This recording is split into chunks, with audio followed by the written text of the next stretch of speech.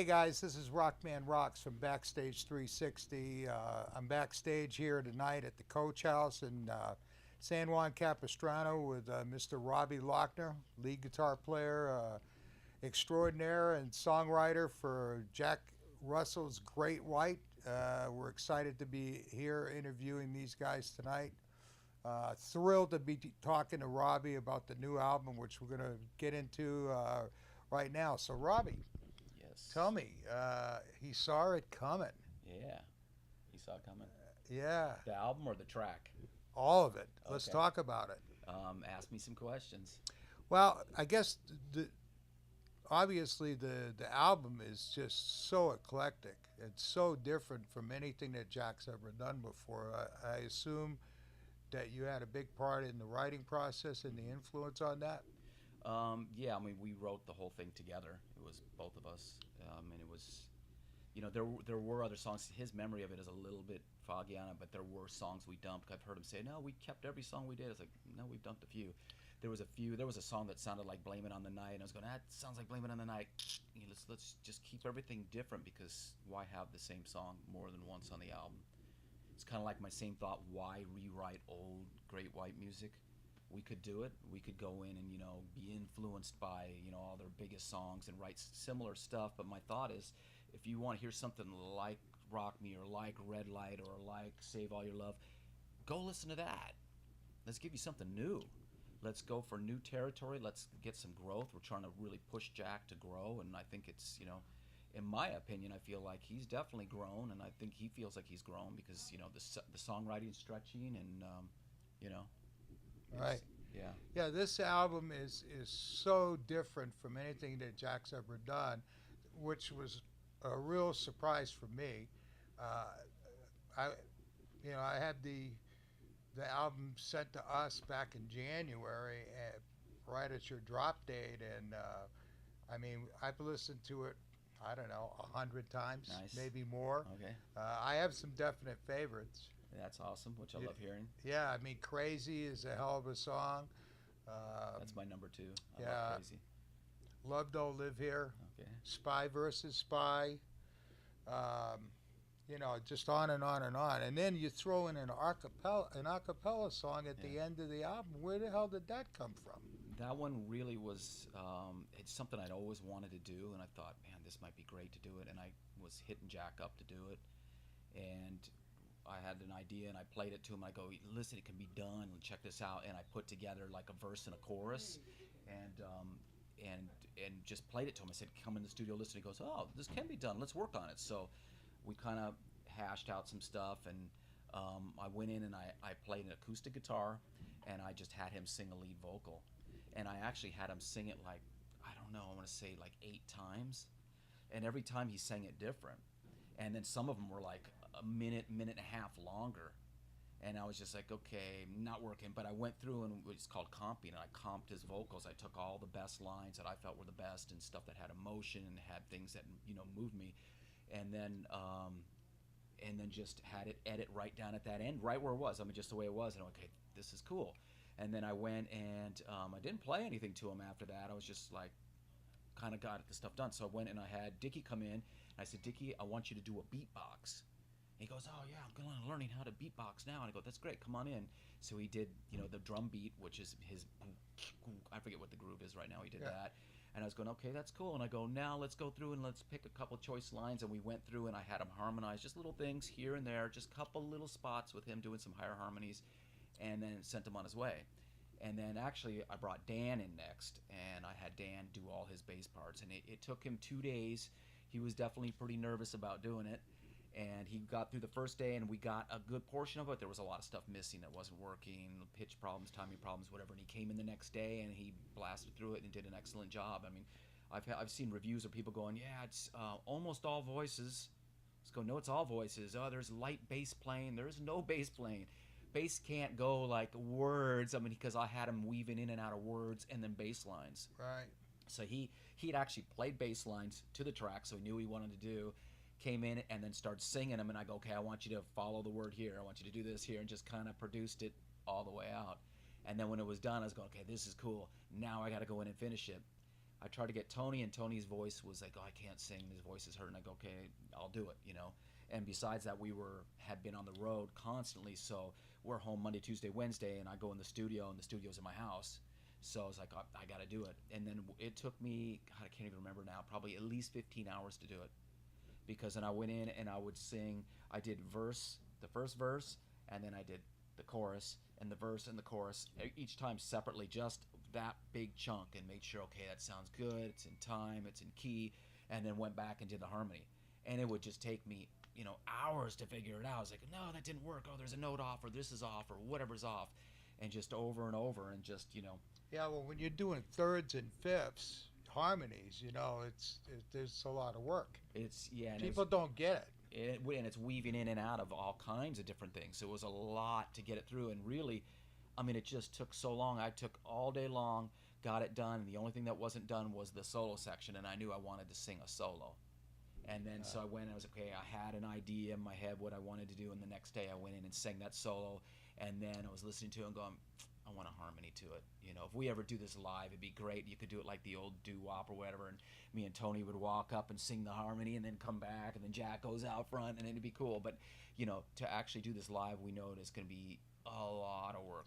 Yeah, a lot of work. Because just to do it in the studio was so much work. I mean, I would get through and I'd make sure, okay, the verse sounds good, move on to the chorus, and by the time it was done, I really didn't remember what I did. You know, it was just like, okay, what was it? I would really have to go back and just listen to it. Yeah. I mean, when you see Aerosmith live, they usually do that harmony part at the end of Love in the Elevator. Mm-hmm. They all come out front and they do it together, but it's only a short little thing. It's Yeah. not the whole song. Yeah. You guys actually did a song, a rock band actually doing a song from start to finish. All vocal. All vocal. Yeah. Now, me being an old dude, you know, I grew up with that stuff, singing on the street corners as a kid. Yeah. You know, in front of the 50-gallon drum with the fire in it. Yep. You know what I mean? That's And how that is kind of what we were going for too. And Oh, even yeah. when we mixed it, I was like, we found an old acapella song never heard before, but just kind of listen to the sound of this. Let's kind of make it sound like that. And on the big reverbs and big delays, and it was almost like we should have done some clapping or snapping or anything, but we didn't. We just left it with the beatbox, because the beatbox kind of gives it that more of a modern feel. Right. And then, you know, just the words and the way it kind of interweaves to kind of get it like a 50s meets the modern world is kind of the thought behind it.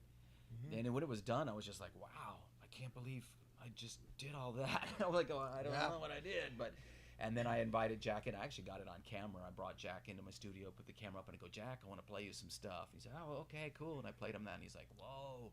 He was tripping out, and I goes, wow, you know, he didn't really remember exactly because he had sang so much and he hadn't heard anything that I'd done, and just laid it all down. I go, here you go. And he's like, okay, this works. And it's, you know, so, I mean, I'm hearing a lot of people really like that song a lot. It's a lot of people's favorites.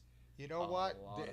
There's a song, there's even a song in there, I forget the name of it, where Jack actually does like a whole talking, like, not a rap thing, but She like, Moves Me. Right. That song is just absolutely sensational. That was funny. That's one that Jack brought to me, and I still remember we were in Washington, and I was tired. We were done traveling. He's going, I got this song idea I want to play you. Okay, and he doesn't play. He was singing the parts, and I'm looking at him, and he knew. I'm looking at him going, like, my eyes are kind of crossing, like, really? I'm tired. I'm like, I'm not really getting it, but if you like it, you know, we treat each other with respect to work through it. So it's like, okay, you know, absolutely, we'll work through it. And then I went into the studio and started kind of messing with it a little bit, and then I was like, oh, you know what? Wow, this has got a vibe to it. Oh, yeah. This is actually pretty cool. And then I remember that night when he came in and sang, because I had laid out these guitars, and it was just vibey. It was really cool. Mm-hmm. And he had sang, and he actually sang He Saw It Coming that night. And seriously, that song I thought was going to take days or weeks for him to sing the part. I just knew how difficult it was going to be.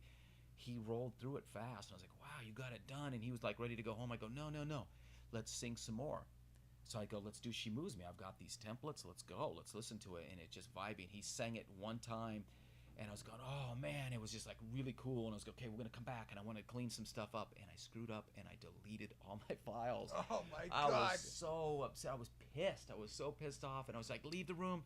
just leave for a little bit. Let me, get it together. So he went out, and I was in there and I replayed all the guitars. They weren't exactly the same. It was template anyhow, and had him come in and re-sang, and we ended up getting what we were getting. But there was a part of me that wonders what would have happened, because when he sang it those initial times, the vibe was just insane. I was going, man, this is so good, but I had this thing in my head that I had to clean files up and got stupid and deleted stuff.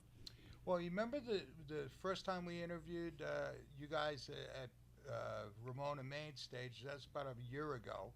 Okay. And we were talking with Jack. I think you were there. Yeah, you were there.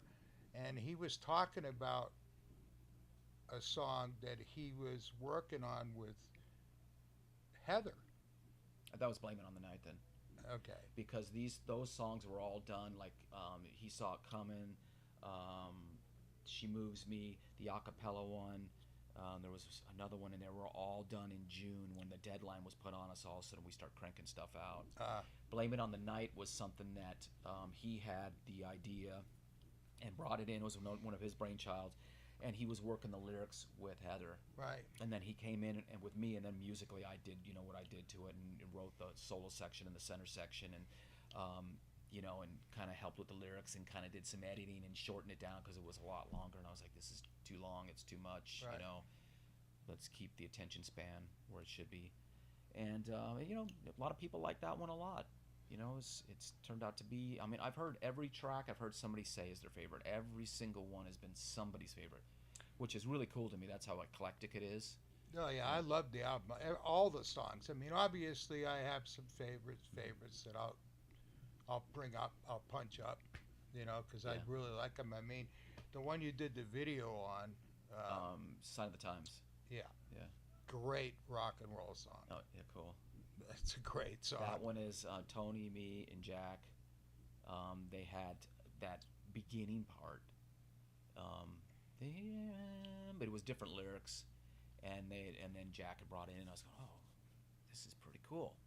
And immediately I go, I have an idea for a chorus and a pre-chorus. Let me just take it and let me work something up, and I put something together, and then brought it back to him, and we just bounce stuff off each other. It's just back and forth, and he sometimes he goes, that's great, I love it, and other times he goes, no, but I have this idea, and I'll be, oh, cool, but how about, it'll go back and forth, so it just kind of goes until we both go, yeah, eureka, kind of like, yeah, that's it, that's the moment. Yeah.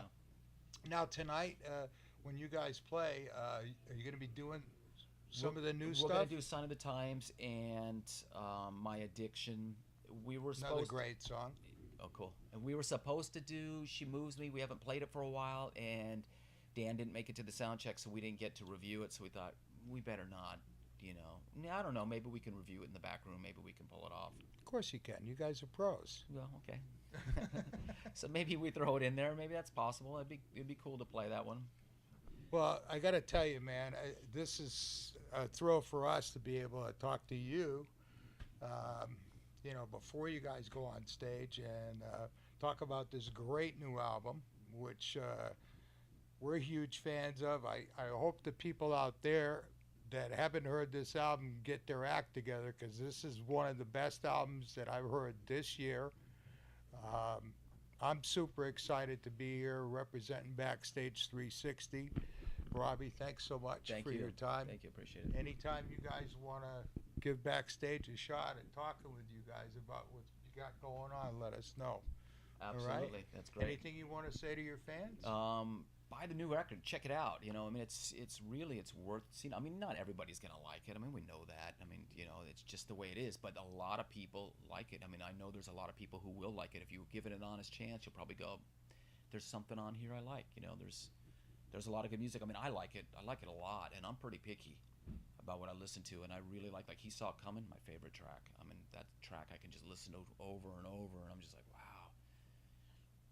I just love it, and right. It's not like it's almost like we didn't write it. It's like it, came through us, not from us, kind of. And I think Jack feels the same way. Yeah, it's just, Divine intervention. Yeah, He Saw It Coming as another one of those. When it was done, I'm listening to it, going, man, where? Obviously we know where it came from, but it wasn't me. It was something through me that just kind of wrote the parts. They just came out, and it was a lot of time and just playing and playing, go, no, it's not right, and you just play until you feel like, oh, hey, it's right. All of a sudden you just go, no, that's it. It's like it's written, and all you're doing is just trying to, color inside the lines and make it happen. Yeah. So, Drive in the car. yeah, that's right. All righty.